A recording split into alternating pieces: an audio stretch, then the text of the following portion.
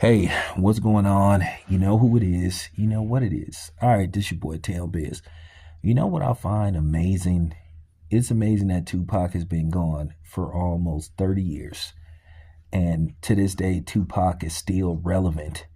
And the impact that Tupac made on society as a whole, not just hip hop history, not just black history, just history in general, you know, it's just amazing what he accomplished, at the age of 25 when he tragically lost his life in Las Vegas, where I'm at right now. I went to the exact spot where Tupac was shot and killed at.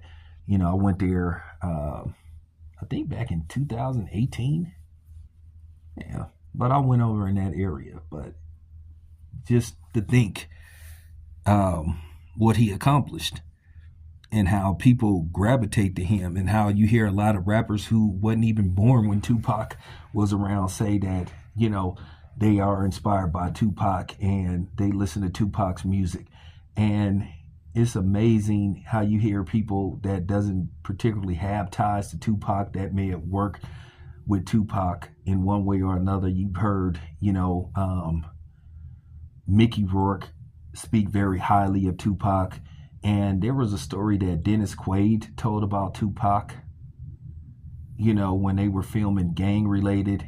I'm talking about Dennis Quaid like almost broke down. And this is Dennis Quaid we talked about. Dennis Quaid isn't even attached to hip hop, but that just goes to show you the type of personality that Tupac had, to where people of all walks of life could gravitate to him. So that's amazing. So everybody wants to have some kind of attachment to Tupac, which leads me to this particular video. Tupac's cousin, I don't know what the brother's name is, but he appeared on the Art of Dialogue. I don't think the dude, I don't know what his name is, but it looked like he had somebody else do an interview with Tupac's cousin, who says he was from the Bronx, or he is from the Bronx. And he basically questioned that story that Fat Joe been telling, that he basically protected Tupac when he was in prison. That basically he protected him from the Puerto Ricans. And basically the dude called it into question. He basically was insinuating that Fat Joe was lying, but he was trying to be delicate about how he presented it. He said, I'm not saying that Fat Joe's lying, but I highly doubt it. Listen, man, just keep it a buck. If you won't say it, I'll say it. He basically was saying that Fat Joe is a lying motherfucker. But, Fat Joe, he been caught lying before. And Fat Joe has made a fool of himself on a few occasions. Just like he been getting cooked for the last few years, insinuating that Puerto Ricans and black people created hip hop and it was a 50-50 joint effort, and I have to call bullshit, and it's been proven that that's a damn lie. So Fat Joe is looking real goofy and lame right now. I didn't believe that story when he first told that story, because my antenna's been up to Fat Joe for a while now. And then you started hearing, stories about him really being a hater and being racist towards black people. I mean, Cuban Links aired him out saying that, that he's said racist stuff about black people, but y'all black people love to give these non-blacks, and which, by the way, Fat Joe is a white Latino. Both of his parents, I've seen them, they are not black. Okay. So, with that being said, that's y'all dudes who be giving these dudes like him these so-called N-word passes, which I'm going to speak on that too, about all of a sudden these white boys just, fighting for the right to be able to say the N-word, having these conversations among white people about, well, why does he get to say it and why can't we say it? I mean, you could say it, but they might be consequences, and they should be consequences. Okay? No reason for you to use that word.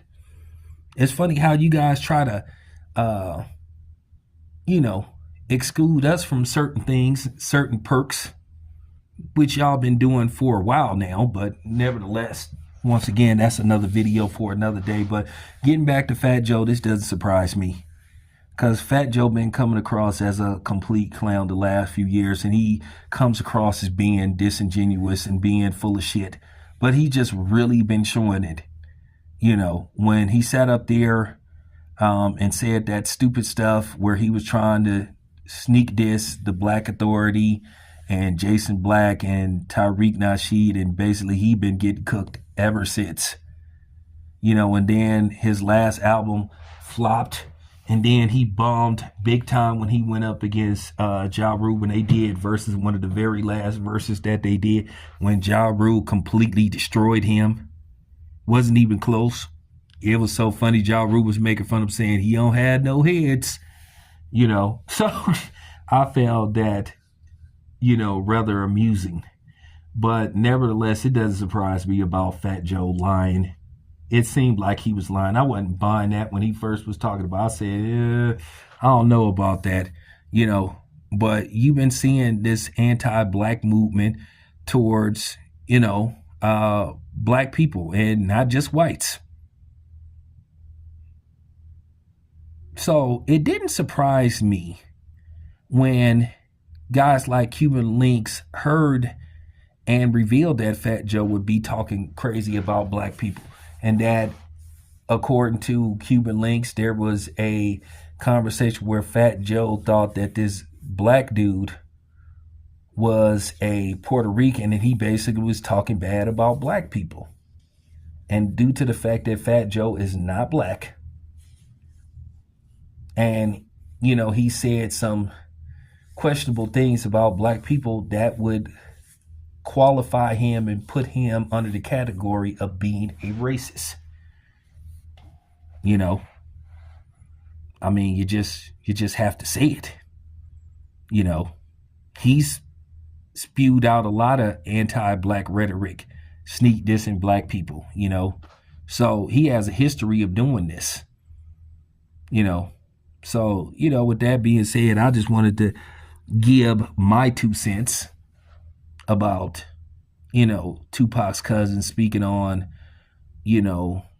whether Fat Joe protected Tupac when he was in prison. I guess he was in upstate New York somewhere. But yeah, even though dude was trying to, even though dude was trying to tread water lightly and try to not insinuate that Fat Joe was lying by saying he doubted. I said, Fat Joe, you a lying motherfucker.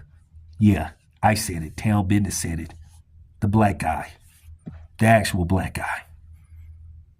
Anyway, it's your boy Town. I'm out.